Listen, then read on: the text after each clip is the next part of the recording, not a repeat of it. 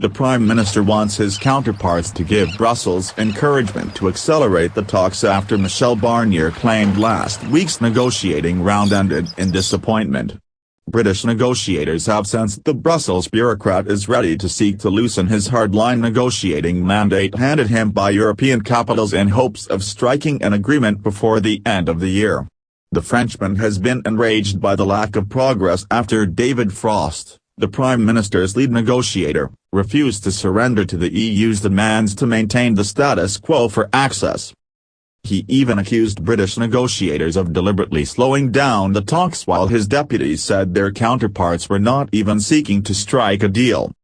But privately Mr. Frost's team believe the Frenchman now understands a deal won't be reached in line with the terms of his negotiating mandate set by European capitals. In hope of breaking the deadlock, British negotiators are also hoping their counterparts agree to intensify the trade talks. The two sides are not due to hold more week-long, virtual talks again until May and June. Downing Street wants Brussels to break standard convention and short-circuit the usual negotiating process in order to match its ambitious timetable. The Prime Minister's Task Force Europe could even publish a draft fisheries text within weeks to hammer home the point to the bloc's leaders. Senior EU officials have already conceded they will be forced to revise the mandate given to them by member states in order to soften their red lines. One source said, "Over time we must decide whether we should move or not."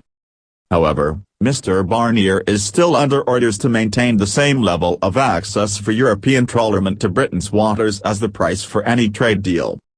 Access is a deal-breaker for at least 9 EU countries, including France, Belgium, Denmark, Germany and the Netherlands.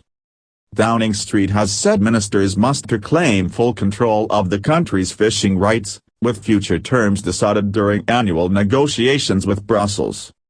Mr. Barnier has urged the UK to make its fisheries plan public so he can open negotiations with EU member states over his mandate. The Frenchman said, "There will be no trade agreement without an agreement on fisheries. For the moment, the UK has understood our message.